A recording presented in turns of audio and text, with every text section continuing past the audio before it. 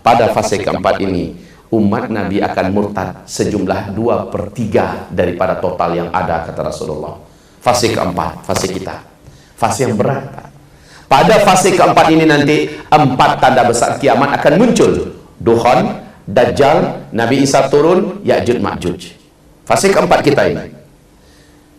Di fase kelima, 3 tanda besar kiamat. Matahari terbit dari sebelah barat, keluarnya binatang raksasa dari dalam perut bumi sebanyak 3 kali di tempat yang berbeda, dan terakhir bertiupnya angin lembut yang membawa kematian kepada seluruh orang-orang yang beriman di muka bumi ini. 7 tanda besar kiamat akan disaksikan oleh umat Nabi. Nah, fase keempat yang kita jalani sekarang ini sekarang sedang ada di ujung-ujungnya, Pak. Bagaimana kita menandakannya? Sebentar lagi fase keempat ini pasti akan berakhir, masuk di fase kelima. Pada fase kelima, nggak lama, bumi ini aman, seaman-amannya, kata Rasulullah. Bumi sudah kembali dipimpin oleh khilafah Islamiyah. Fase kelima Nabi menyebutkan khilafah ala minhajin nubuwah, kembali hadir kekhalifahan dengan konsep kenabian. Tapi tidak lama. Nabi mengatakan 7 tahun atau 8 tahun, paling lama 9 tahun, fase kelima ini selesai. Masya Allah. Enggak pakai 100 tahun atau 1000 tahun. Enggak. Hanya 7, 8 atau 9 tahun. Fase kelima ini habis. Dan fase kelima ini Allah sebutkan dalam Al-Quranul Karim. Lihat surat An-Nur, surat yang ke-24, di ayat yang ke-55. Jadi kita imani fase kelima ini pasti akan terjadi, di mana bumi akan kembali dipimpin oleh khilafah Islamiyah.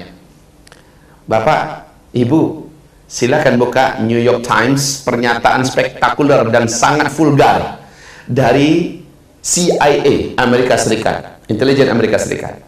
Apa kata mereka? Masa depan dunia akan kembali ke dalam pangkuan khilafah Islamiyah. Masa depan dunia akan kembali ke dalam tangan khilafah Islamiyah. Persis dalam urutan hadis ini, fase kelima. Persis dalam ayat surat An-Nur ayat 20, surat 24 ayat 55. Bedanya CIA berani menyebutkan tahun. Menurut mereka, khilafah Islamiyah akan kembali dan menggenggam dunia nanti pada tahun 2020. Beda dengan KGB Rusia. KGB Rusia mengatakan jaya-jayanya nanti khilafah Islamiyah di masa yang akan datang memimpin dunia ini adalah tahun 2025. Sekelas CIA, sekelas KGB, Timur dan Barat, mereka punya analisa yang hampir sama. Kalau begitu Pak Ustadz, 4 tanda besar kiamat akan terjadi dalam waktu dekat. Yes. Masalahnya kita tidak berani menyebutkan tanggal, bulan, dan tahun. Sebagaimana kita beriman dengan hadis 5 fase ini, kita beriman dan kita akan meloncat ke fase kelima. Hanya penyebutan tahun, CIA yang pakar dalam masalah ini, KGB Rusia yang memang bidangnya ini, mereka menyebutkan penyebutan tanggal dan tahun. Itu urusan mereka, dan kita tidak akan mempercayai itu.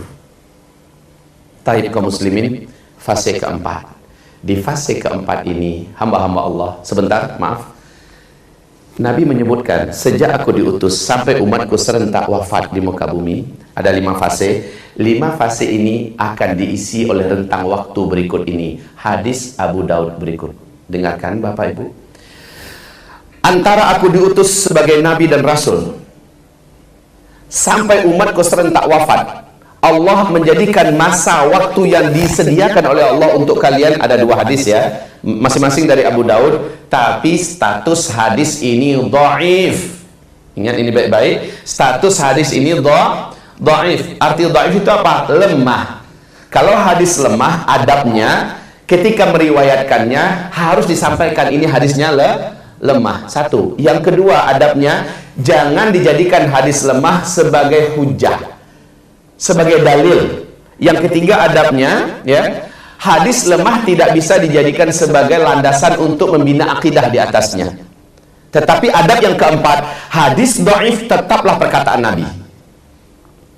Dia masih masuk dalam hadis ahad. Hadis ahad itu 3 tingkatan, sahih, hasan, dan dhaif. Sekalipun dia statusnya hadis dhaif, maka dia tetap perkataan Nabi.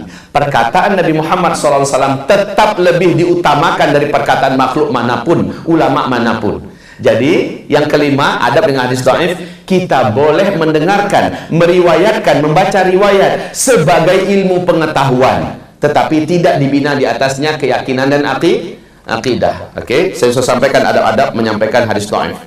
Hadis ini diriwayatkan oleh Abu Daud. Apa kata Rasulullah? Umur umatku sejak beliau diutus ya sampai wafatnya umat Islam serentak di muka bumi adalah umur umat Yahudi dikurangi dengan umur umat Nasrani.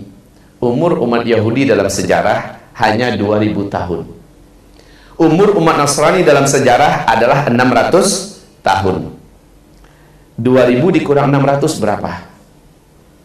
1400. Ustaz, kita sekarang sudah 1430 Hijriah. Udah lewat dong Pak Ustaz. Kalau kata orang Padang, ambek cah. Janta gagih bana. Jangan terlalu cepat kita memutuskan. Ini belum stop loh. Masih ada lanjutan hadis Abu Daud yang lain. Tapi hadis Abu Daud berikut ini turunnya banyak. Jalur periwayatannya banyak, bukan dari satu jalur, sehingga hadis ini statusnya naik kepada Hasan li ghairi. Apa kata Rasulullah SAW? Umur umatku di sisi Allah adalah hanya 1 hari, lalu Allah menambahkan untuk umatku setengah hari lagi. 1 hari di sisi Allah, kita di dunia menghitungnya berapa? 1000 tahun. Surah Sajadah ayat 5 dalilnya. Yudabbirul amra minas samai ilal ard thumma ya'ruju ilaihi fi yawmin kana miqdaruhu alfasana mimma ta'udun. 1 hari di sisi Allah kamu menghitungnya di dunia 1000 tahun. Kembali pada hadis, umur umatku di sisi Allah adalah 1 hari, berarti 1000 tahun. Lalu Allah tambahkan untuk umatku setengah hari lagi. Berapa? Hadis ini ditutup, semoga umatku tidak menjadi lemah karena Allah menambahkan untuk mereka setengah hari lagi.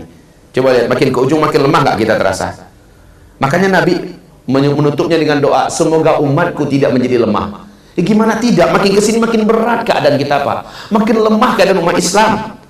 1000 tambah 500, 1500.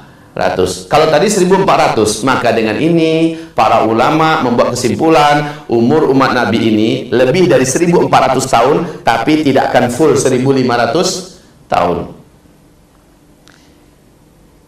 Imam Asy-Syaukani bahkan menyebutkan 1476 umat Nabi Muhammad di muka bumi ini sudah habis. 1476. Ada pernyataan yang disandarkan kepada Ibnu Hajar Al-Asqalani, tetapi sampai hari ini saya sudah membolak-balik kitab-kitab itu, saya belum menemukannya. Tapi disandarkan, dan ini menurut saya penyandaran yang kurang bertanggung jawab. 1477. Ada lagi yang menyatakan 1482. Tapi saya lebih merasa aman dengan apa yang disampaikan oleh Syekh Al-Hafiz Ibnu Rajab Al-Hambali. Apa kata beliau? Pokoknya antara 1400 lebih, maksimal adalah 1500 tahun. Sekarang kita cari aman melalui jalur hadis ini 1500. Sekarang kita dihitungan berapa, Pak? 1438 Hijriah. Lah, kalau Hijriah itu kan berarti setelah Nabi hijrah dari Mekah ke Madinah kan? Baru setelah hijrah dihitung penanggalan dalam Islam. Padahal menghitung umur umat Islam sejak Nabi Muhammad diutus sebagai Nabi dan Rasul. Artinya, ada 13 tahun beliau di Mekah yang belum masuk ke dalam 1438, tambahkan. Gitu kan? 1438 tambahkan ke 13. Hasilnya 1451. Andai kita ambil full saja bulat 1500, tersisa di depan kita hanya 49 tahun saja lagi umat Islam ini masih hidup di bumi. Setelah itu seluruh umat Islam Allah habiskan. Bukan kiamat ya, umat Islam Allah habiskan. Kiamat nanti, kiamat yang akan menyaksikannya hanyalah orang-orang kafir saja di muka bumi ini. La haula wala quwata illa billah. Di satu sisi kita akan berkata alhamdulillah. Betul Pak? Karena kita umat Islam tidak akan menyaksikan kiamat. Sejelek-jelek makhluk yang hidup di muka bumi, kata Rasulullah, Seburuk-buruk manusia yang hidup di muka bumi adalah yang nanti akan langsung menyaksikan kiamat besar, kehancuran alam semesta. Dan Allah Maha Santun, Maha Mulia, Maha Pengasih, Maha Penyayang. Seluruh hamba-hambanya beriman Allah wafatkan dulu agar tidak menyaksikan itu. Tapi yang innalillahi wa inna ilaihi raji'unnya adalah ternyata dekat sekali waktunya. Kalau sudah mendengarkan ini, Bapak, Ibu, apakah masih layak kita merasa dunia layak untuk diperjuangkan? Layak untuk kita gila-gilai? Demi dunia kita rela putus tali silaturahmi hanya gara-gara warisan yang tidak seberapa, hanya gara-gara perbedaan kelompok, partai dan golongan, lalu kita saling bermusuhan. Pantaskah dunia ini sehingga kita rela menggadaikan akhirat kita dengan makan riba? Kita bermain dengan penipuan, dengan korupsi, dengan pengkhianatan. Kita lalaikan sholat, kita lalaikan kewajiban agama. Pantaskah akhirat digadaikan untuk kehidupan yang sebentar lagi akan sirna? La haula wala quwata illa billah. Tidak, kaum muslimin. Sudah dekat sekali masa kita.